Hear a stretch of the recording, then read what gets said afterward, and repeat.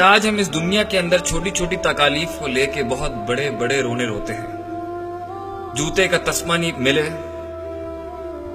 چائے کے اندر چینی کم ہو جائے، ہمارے کپڑے نہ ملے، ہماری بیوی سے چھوٹی سی غلطی ہو جائے، یا خاوند غلطی سے کچھ بھول جائے، یا بیٹا کچھ گستاخی کر جائے غلطی سے، یا باپ سے کچھ ایسی چیز ہو جائے جو خلاف توقع تھی، ہمارے لیے غصے میں پھٹ جانے کے لیے یہ کافی ہے. تمیز اور تہذیب کے سارے پردے چاک کرنے کے لیے یہی اصول کافی ہے کہ بس مجھے بات بری لگ گئی، اور اس کے بعد ہم ساری زندگی ایک ڈپریسو ڈس آرڈر میں روتے ہی رہتے ہیں کہ مجھے جاب نہیں ملی، مجھے کریئر نہیں ملا، مجھے خوبصورت لڑکی نہیں ملی، مجھے لوگوں میں قبولیت نہیں ملی، میرے پاس گاڑی نہیں ہے، پیسہ نہیں ہے، اچھی گاڑی نہیں ہے، پیسہ نہیں ہے، نام نہیں ہے، شہرت نہیں ہے، قبولیت نہیں ہے، میرے ماں باپ نہیں ہے، میرے بچے نہیں ہیں. یہ غم تو ہے میرے بھائی، لیکن جو آخرت کا غم ہے، جو نفسیات کو وہ ٹارچر ہوگا، یہ اس کے سامنے کچھ بھی نہیں.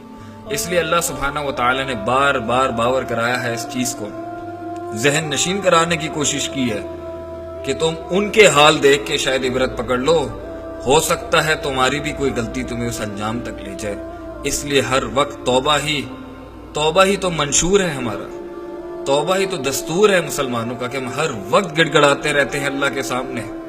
کیونکہ آخرت کے اندر، قرآن کے اندر مختلف مقامات کے اندر بیان کیا گیا کہ وہ کیا لمحات ہوں گے جب انسان کہے گا، جب انسان ڈرے گا، جب انسان اس ٹینشن اور سٹریس اور انگزائٹی کے اندر یاد کرے گا، اور دنیا کی تکلیف تو اس کو یاد بھی نہیں رہے گی. سورہ مومنون کے ایک بہت بڑا مکالمہ ہے جس کے اندر اللہ سبحانہ و تعالی ان لوگوں سے جو فوت ہوتے ہیں اور جب وہ جہنم میں ڈالے جائیں گے، تو اس کانورسیشن کے اندر بہت عبرتیں ہیں ہمارے لیے. جیسے ہی ان کی موت آتی ہے کہتے ہیں قال رب ارجعون رب ارجعون. رب کے لفظ کے اندر نا ایک رحمت، ایک محبت، ایک کسی کو بڑا ماننے والی بات ہے. اب انہیں رب یاد آ گیا ہے اپنا. ساری زندگی تو اس نے اپنے نفس کی عبادت کی، اپنی سنتا رہا، یا میجورٹی کی سنتا رہا، یا معاشرے کی سنتا رہا، یا باپ دادوں کی سنتا رہا، لیکن اللہ سبحانہ و تعالی بحیثیت رب یاد نہیں آیا، جس نے پانی کے ایک نطفے سے اس کو بنایا، پھر اس کو پروان چڑھایا، اور جب اس کی ہڈی تھوڑی سی سخت ہوئی، مضبوط ہوئی، قد و قامت میں لمبا ہوا، تو اس نے بغاوت کا اعلان کر دیا اللہ کے سامنے، اس کے دین کے آگے، اللہ کے دین کے آگے جھکنے سے. اسی مکالمے کے اندر سورہ مومنون کی آیت نمبر 105 میں جب جہنم میں ان کے چہروں کو جلایا جا رہا ہوگا، تب بھی ان کا ایک ایسا رویہ پیش کیا گیا جہاں پہ ان کو نفسیاتی مینٹل ٹارچرز اللہ نے بتایا کہ ان پہ کیسے گزریں گے. الم تکن آیاتی تتلی علیکم، بتا کیا تم لوگوں کے اوپر میری آیتیں تلاوت نہیں کیا جاتی تھی؟ فکنتم بہا تکذبون، تو تم تھے ان کو جھٹلاتے.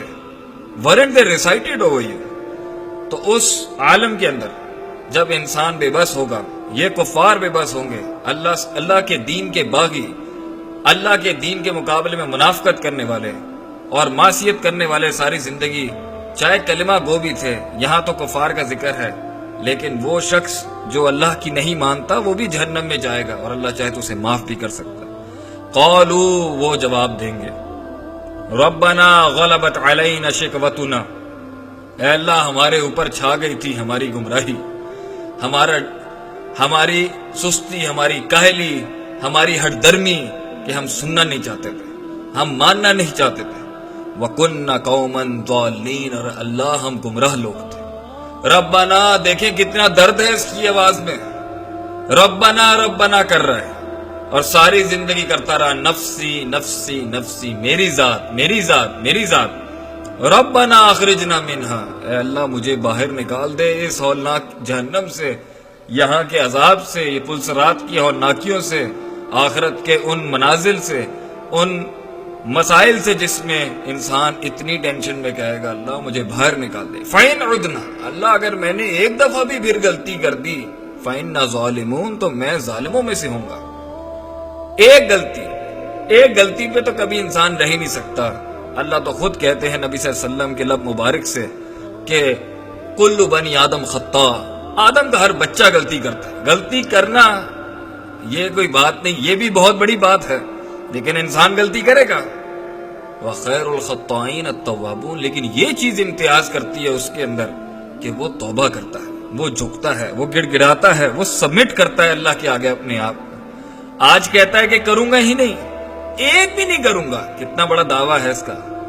اللہ کہتے ہیں قالک صحوفیہ ولا تکلمون، اللہ کہیں گے اس کو ذلیل و خوار کر کے ڈال دو جہنم کے اندر اور اس کو بولو مجھ سے کلام نہ کرے۔